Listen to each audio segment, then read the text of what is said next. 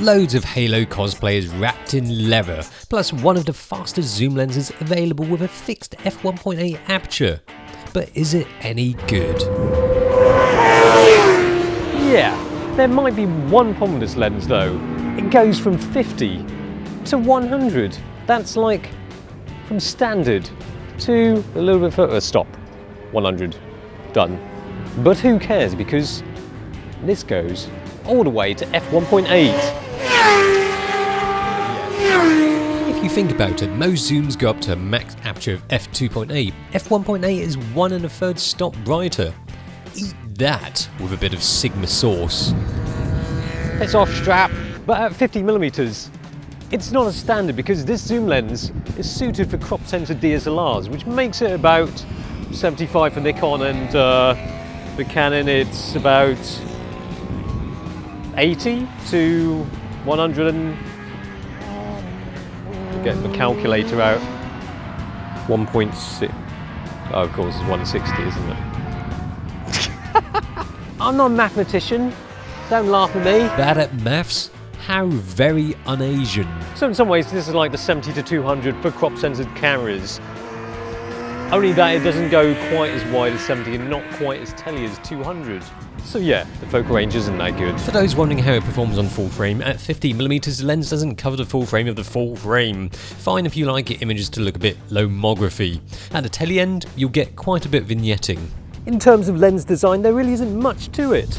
It's got some lens elements, 21 of them, encased in a very plasticky shell with 2 grippy bits, one for the focal range, one for the focusy bits. It's bland, but what do you expect? It's a Sigma, the Daihatsu of the lens world. You've got a switch to change from autofocus to manual focus, but you don't have image stabilization, which is a bit of a boo-boo. You've got a tripod mount, and I don't know why this has to sit so close to the zoom ring, but it does. Ooh, and you've got an art badge here, which doesn't really mean much other than an indication that you're getting more lens for a higher price. And you're not really, because you don't get a red ring on it.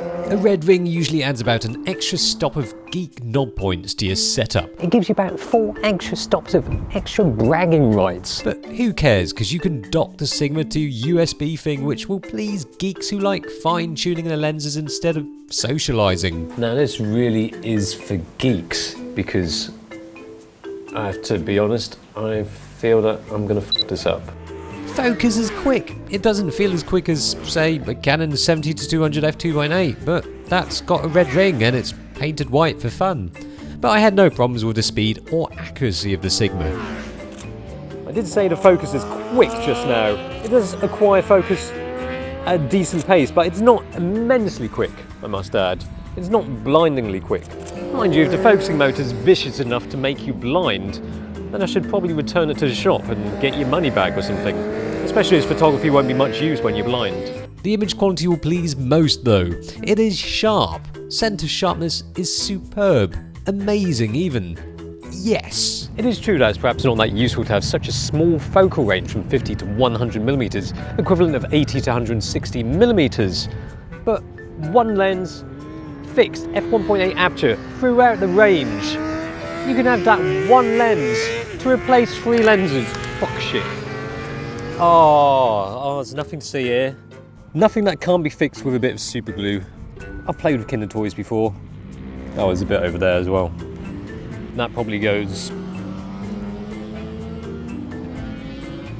just put it in like that. Yeah, so as I was saying, it's quite useful to have one lens that can essentially replace 3 primes, 3 working primes, 3 focal lengths. Not hugely different focal lengths, not a huge difference in range, but 3 focal lengths. Coincidentally, they use the same plastic to make this as they do that. In fact, that's probably more robust. Can the Sigma replace these 3 lenses? Well, 2 and a bit. Several bits, that is. Mind you, this Sigma lens can't replace the Canon 100mm because that's a macro lens. This doesn't focus as close as that. But on the other hand, the macro lens doesn't go to f1.8. In fact, Canon don't have 100mm that goes all the way to 1.8. And I don't believe that a macro lens can focus this quick. There's only one way to find out. The 100mm macro lens is not that quick at focusing, but That's when you have it at its full range. When you limit it to 48 centimeters to infinity, it's actually pretty quick. Quick, but the Sigma still has a slight edge when it comes to speed at 100mm, but it's a macro lens, of course.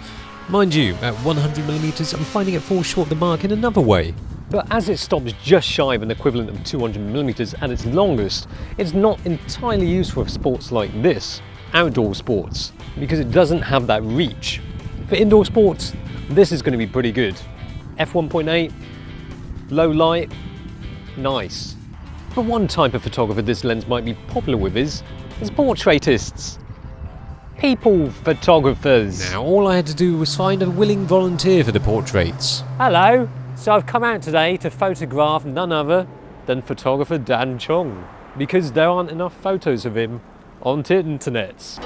For some reason I misplaced the Canon. Luckily, I managed to find one of these laying around. I guess that'll have to do.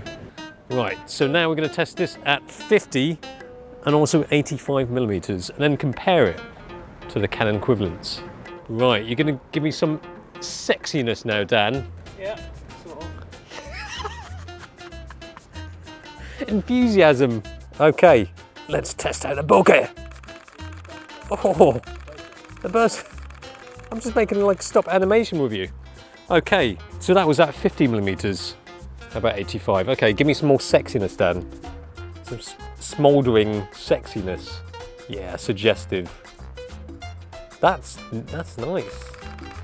You never look happy. Dan Chung tends to look a bit angry in most of his portraits. Let's get him some happy portraits. Give me some Dan Chung magic. Yes. Yes. Think it's Christmas. It's Christmas, it's New Year's. Santa's taken his clothes off. Santa's just realised he's got AIDS. To be honest, this light isn't great for portraits, but I'm a bokeh whore. I'm not really here for portraits. This is the kind of light I need for a bokeh test, with the light shining through the trees and specular highlights on the cars. This is going to be your LinkedIn photo. Okay, so now, Canon time. Yes, work that shaft, Dan. I think I got the shot. Okay, it looks quite nice. Compared to the Canon 85 1.8, I think the Sigma has the edge, or rather it doesn't have any edges. Check out the trees in the background. It looks a tad harsh with the Canon, but blends into the background into bokeh goodness with the Sigma. The edges of the specular highlights are more pronounced on the Canon too. No, I've got the 50mm. I figured it out. It's just like a Kinder toy. Still mountable, sort of. Sort of, yeah. Let's just make sure it stays. Perfect. There you go. Perfect. Right, give me your best, Dan. Shit, how do I manual focus? No. It's like a ghost. Come on then. Right. It's because you put this bit on. Oh, right.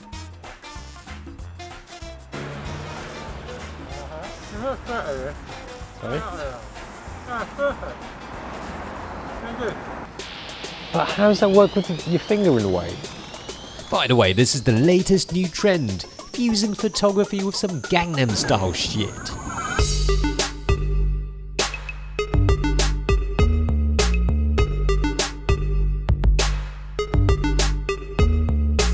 But what about at 50mm? Well, the Sigma still looks good, but the Canon, well, I've never noticed this before, but although they call it the Nifty 50, it looks a bit soft wide open. That's it's all bokeh. That's perfect. Not that. It's only my saliva. Can I make it a bit better? Go on then. Ow. Oops. I also took the lens out for a spot of night shooting too. We're definitely here taking photos. I mean, there's no point in me showing you where we are. For establishing shots, this is going to be rubbish. Our location, noise, somewhere in the UK. We are literally in the butt crack of nowhere. We are in the butt crack. We've gone full on geek today. Of meteors. Yeah, meteors and... What is it? It's the the what? I don't know what it's called. It's pleboid meteor shower. storm. Obviously, f1.8 is useful. for shooting stars. Okay. That last one actually worked out quite well. Really? Problem is, I think I'm going to be having to expose for about 4 or 5 minutes. It does have some chromatic aberration, not completely awful, more noticeable at the wider focal lengths. There is a lot to like about this lens. I mean, it's hard to find fault with it. All you need from lens is sharpness and nice bokeh after all, right? It truly offers up something that Canon or Nikon cannot provide. And despite the focal range being rather narrow, it actually can be considered a good replacement for carrying a few primes instead. That is, if you choose to carry 3 prime lenses with focal lengths so close together. Whinge, whinge, whinge, whinge, whinge. It's big, it's heavy, it doesn't have a wide focal range, but it fills a niche. It's got a maximum aperture of f1.8 all throughout the range. I mean, there is no other zoom lens on the market that does this. So if you want that, then you have to get a Sigma and shut up about the focal range. That's what the haters might say anyway.